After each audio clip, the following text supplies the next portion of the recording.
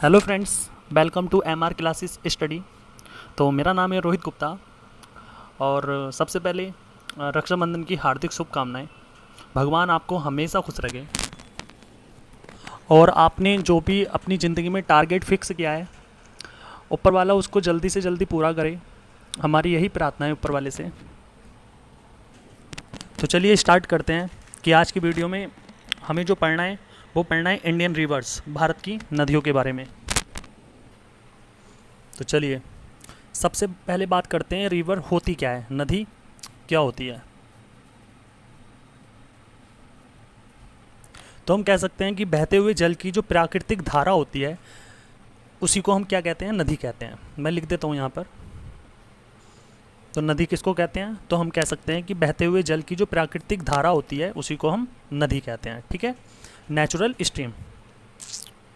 तो नदी से रिलेटिव ये पहला पॉइंट हो गया। दूसरा पॉइंट ये होता है कि ये नदी निकलती कैसे है, कैसे बनती है, कैसे आती है।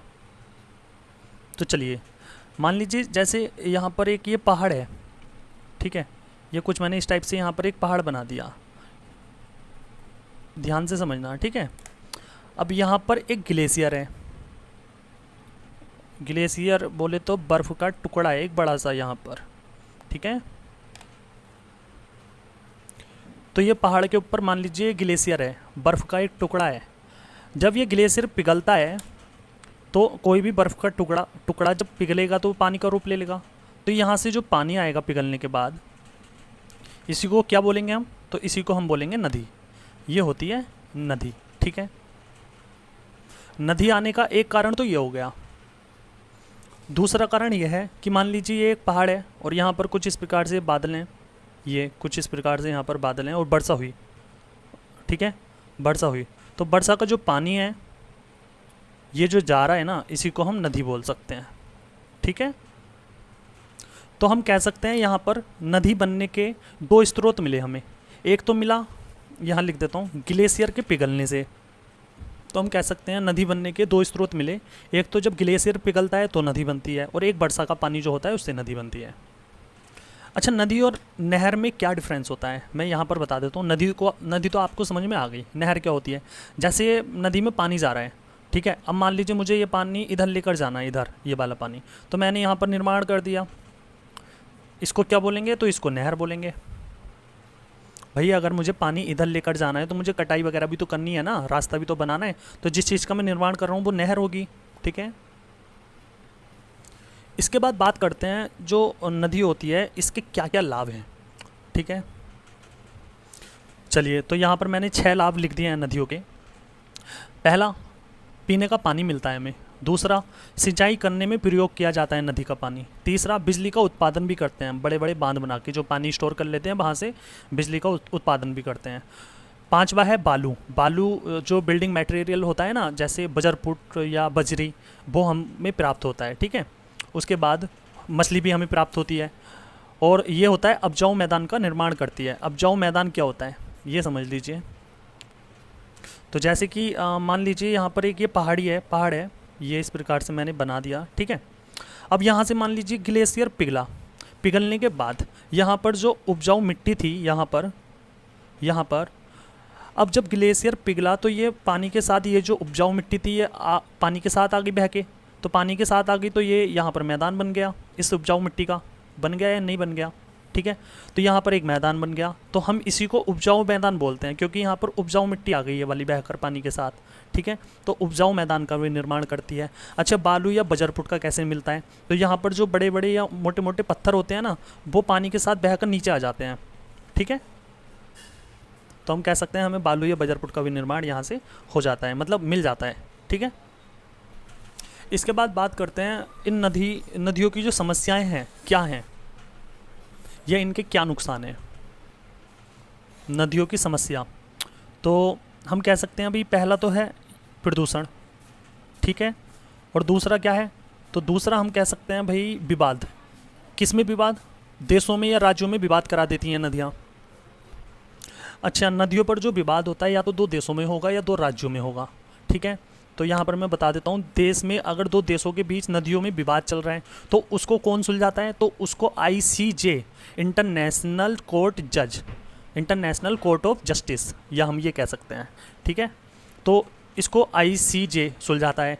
और जब दो राज्यों के बीच में किसी नदी को लेकर विवाद हो तो उसको कौन सुलझाता है? तो उसको IRWDA 1956 का अधिनियम सुलझाता है। चलिए मैं लिख देता हूँ। तो यहाँ पर मैंने लिख दिया है, अगर मान लीजिए नदियों का विवाद चल रहा है दो देशों के बीच में, तो उन दोनों देशों के मामले को कौन सुलझाएगा? ICJ सुलझाएगा, इंटरनेशनल कोर्ट ऑफ जस्टिस सुलझाएगा, या हिंदी में हम इसको बोल सकते हैं अंतर्राष्ट्रीय कोर्ट का जज, कोर्ट के जज सुलझाएंगे इस मामले को, ठीक है। अगर मान लीजिए विवाद चल रहा है नदी को लेकर दो राज्यों के बीच में, तो इसको कौन सुलझाएगा? तो इसको सुलझाएगा IRWDA 1956, जिसको इसकी फुल फॉर्म की बात की जाए तो inter state river water dispute act 1975, sorry 56, ठीक है।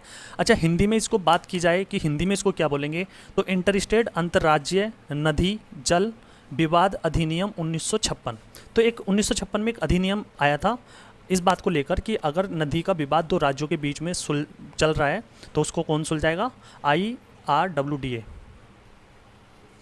अब बात करते हैं प्रदूषण पर। नदियों से प्रदूषण, नदियों में प्रदूषण किन किन कारणों से होता है, जिनमें हम पहला कारण ये लिख सकते हैं कि जो बड़े बांधों का निर्माण होता है तो उनकी वजह से प्रदूषण होता है, ठीक है।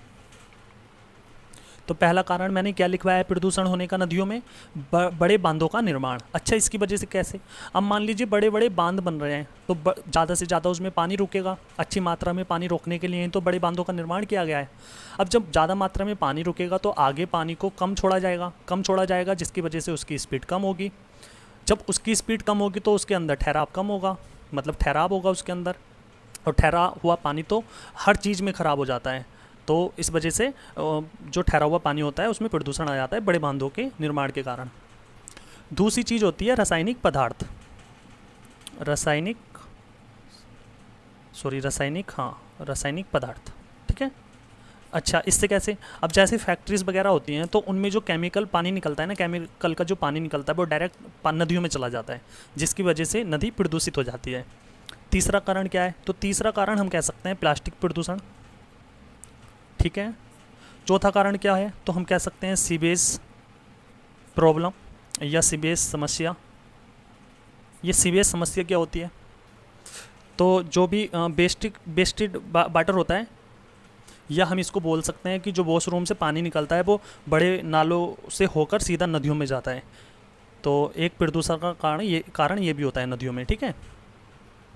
अब बात करते हैं, जैसे इंडियन रिवर है तो इनको हमने दो भागों में बांटा है, मैं लिख देता हूँ यहाँ पर।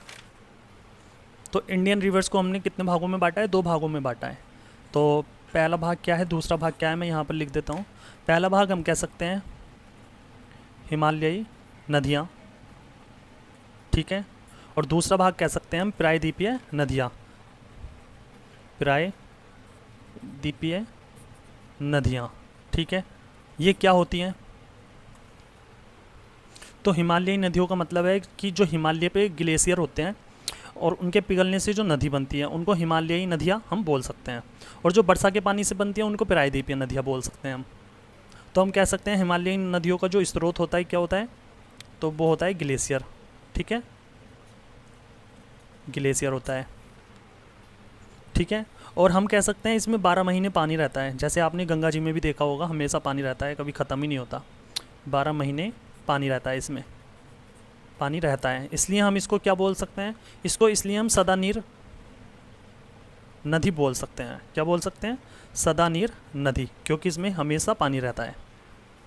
अगर इसके कुछ एग्जाम्पल्स की बात करें, कौन कौन सी नदियाँ हैं ऐसी, तो हिमालयी नदियों में हम कह सकते हैं गंगा आ गई, और हम कह सकते हैं सिंधु, ठीक है, और हम कह सकते हैं ब्रह्मपुत्र, सॉरी फ़ोन आ गया था। चलिए, तो यहाँ पर 3 नदियाँ मैंने जैसे बताई, गंगा, सिंधु और ब्रह्मपुत्र। अच्छा, प्रायद्वीपीय नदियों का स्रोत क्या होता है? तो क्या होता है? हम कह सकते हैं वर्षा का पानी, वर्षा का पानी होता है, ठीक है, जो वर्षा के पानी से बनती हैं नदियाँ। अच्छा, वर्षा का पानी हमेशा तो वर्षा होती नहीं है, तो वो जो वर्षा के पानी से जो नदी बनती हैं उनको हम बोल सकते हैं मौसमी नदियाँ, ठीक है, वो मौसम के हिसाब से बनती हैं, मौसमी नदियाँ हम उनको बोल सकते हैं। अच्छा, इन मौसमी नदियों को हमने 2 भागों में बांटा, ठीक है, कौन कौन से? एक भाग तो हमने वो बनाया जो अरब सागर में नदियाँ गिरती हैं, जो मौसमी नदियाँ अरब सागर में गिरती हैं उनको हमने एक पार्ट में रखा, और जो बंगाल की खाड़ी में गिरती हैं उनको हमने एक पार्ट में रखा। मतलब जो नदियाँ यहाँ पर गिरती हैं उनको हमने एक पार्ट में रखा, और जो अरब सागर में गिरती हैं उनको हमने एक पार्ट में रखा। ठीक है, तो सबसे पहले बात करते हैं जो अरब सागर में गिरती हैं जो नदियाँ, वो कौन कौन सी हैं। तो जो अरब सागर में नदियाँ गिरती हैं और दूसरी हैं बंगाल की खाड़ी में कौन कौन सी नदियाँ गिरती हैं। तो हम कह सकते हैं जो अरब सागर में नदियाँ गिरती हैं वो नर्मदा, ताप्ती, माही, साबरमती, लूनी करके नाम है उनका, जो अरब सागर में गिरती हैं। अगर बात की जाए बंगाल की खाड़ी में कौन कौन सी गिरती हैं, तो हम कह सकते हैं गोदावरी, महानदी, कावेरी, दामोदर, कृष्णा आदि नदी, ये सब बंगाल की खाड़ी में गिरती हैं। तो चलिए मैं लिख देता हूँ। तो चलिए मैंने यहाँ पर लिखा है अरब सागर में कौन कौन सी गिरती हैं, नर्मदा, ताप्ती, कृष्णा, माही, साबरमती। सॉरी कृष्णा नहीं है, यहाँ पर लूनी गिरती है इसमें, अरब सागर में लूनी। कृष्णा तो इसमें गिरती है बंगाल की खाड़ी में, और बंगाल की खाड़ी में गिरती है गोदावरी, महानदी, कृष्णा, दामोदर और कावेरी। तो इसमें पहली नदी हम कौन सी पढ़ेंगे, तो पहली नदी हम पढ़ेंगे इसमें गंगा नदी, गंगा रिवर। ठीक है, जो भारत की सबसे पवित्र नदी है। तो सबसे पहला इससे रिलेटिव जो पॉइंट है वो ये है कि जो गंगा नदी है इसका उद्गम या ओरिजिन कहाँ से निकलता है, या कहाँ से ये नदी निकलती है। तो यहाँ पर मैं लिख देता हूँ उद्गम, या इंग्लिश में हम बोल सकते हैं ओरिजिन। कहाँ पर है, तो है वो गंगोत्री ग्लेशियर। भाई ग्लेशियर पिघला जिसका नाम क्या था, गंगोत्री। अच्छा, दूसरे नाम की बात की जाए तो गोमुख ग्लेशियर। ठीक है, ये कहाँ पर है, तो हम कह सकते हैं ये उत्तराखंड में है। ठीक है, यूके लिख दिया, उत्तराखंड शॉर्ट में मैंने। अच्छा, उत्तराखंड से कैसे कैसे कहाँ कहाँ जाती है, तो पहले उत्तराखंड से तो निकलती है ये, कहाँ से, गंगोत्री ग्लेशियर या गोमुख ग्लेशियर से। उसके बाद जाती है ये यूपी से आती है भाई बिहार, ध्यान से समझना, और बिहार के बाद जाती है भाई झारखंड। और झारखंड की जो अंतिम जगह है ना, झारखंड सीमा की जो अंतिम जगह है जिसका नाम है साहिबगंज करके नाम है, तो वहाँ से होकर निकलती है। और झारखंड के बाद जाती है पश्चिम बंगाल, वेस्ट बंगाल, और वेस्ट बंगाल के बाद, पश्चिम बंगाल के बाद ये बंगाल की खाड़ी में गिर जाती है। ठीक है, बंगाल की खाड़ी में ये गिर जाती है, बांग्लादेश होती हुई, बांग्लादेश। तो यहाँ मैंने मैप लिया है, मैं इससे बता देता हूँ कैसे निकलती है और कहाँ जाती है। तो ये ऐसे जाती है, ये आपका उत्तराखंड हो गया। ठीक है, ये यहाँ से निकलती है और ये कुछ इस प्रकार से आती है, यूपी, बिहार के बाद सीधा ये यहाँ से जाएगी कहाँ, ये क्या है, तो ये है आपका झारखंड के यहाँ पर ये साहिबगंज, यहाँ से होके पश्चिम बंगाल होते हुए, बांग्लादेश होते हुए, और यहाँ बंगाल की खाड़ी में गिर जाएगी। ठीक है, अच्छा दूसरी चीज़, बांग्लादेश में इस गंगा को क्या बोलते हैं, तो इस गंगा को बोलते हैं पद्मा। बांग्लादेश में इसका क्या नाम पड़ जाता है, पद्मा। गंगा का क्या नाम पड़ जाता है, पद्मा। और झारखंड में कौन सी जगह से होकर जाती है, तो ये जाती है साहिबगंज से होकर जाती है। ठीक है, इससे रिलेटिव अगले पॉइंट की बात करें तो इसकी लंबाई पर बात करते हैं। गंगा की लंबाई कितनी होती है, तो गंगा की लंबाई होती है 2525 किलोमीटर की। ठीक है, कितनी लंबाई होती है, 2525 किलोमीटर की। और ये भारत की सबसे लंबी नदी होती है। ये क्या होती है, भारत की सबसे लंबी नदी है, भारत की।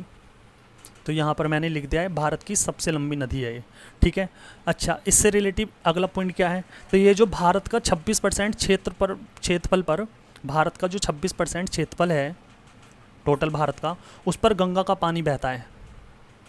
तो या हम ये बोल सकते हैं कि जो गंगा नदी है उसका पानी भारत के कुल क्षेत्रफल का 26% पर पानी बहता है।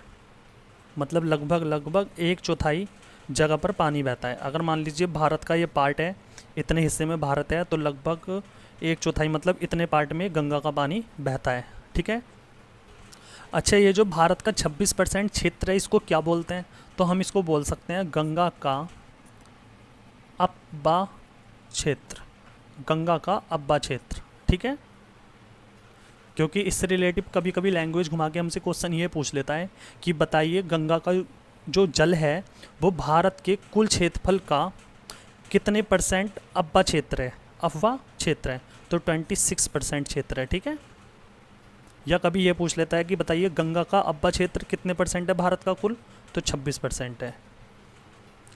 अब यहाँ पर 2 कारण हुए, एक तो भारत की सबसे लंबी नदी है ये, दूसरा भारत का 1/4 हिस्से पर पानी बह रहा है गंगा का।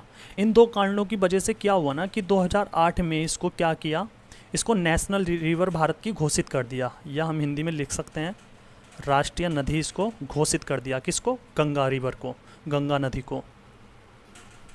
अगर इससे रिलेटिव अगले पॉइंट की बात करें तो आपने देखा होगा कि गंगा जल लेकर आते हैं गंगा जी से, और वो 1 या 2 या मतलब बहुत टाइम तक ख़राब नहीं होता।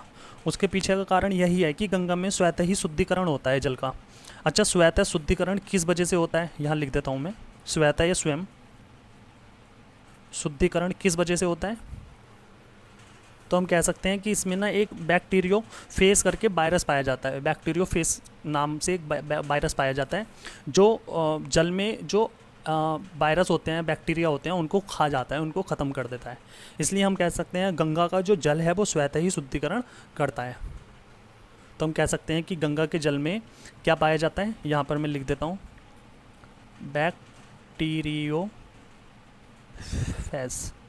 बैक्टीरियोफेज एक नाम का विषाणु या वायरस विषाणु पाया जाता है, जिसकी वजह से ये क्या करता है, बैक्टीरिया को खा जाता है और जल स्वतः ही शुद्धिकरण करता है गंगा का।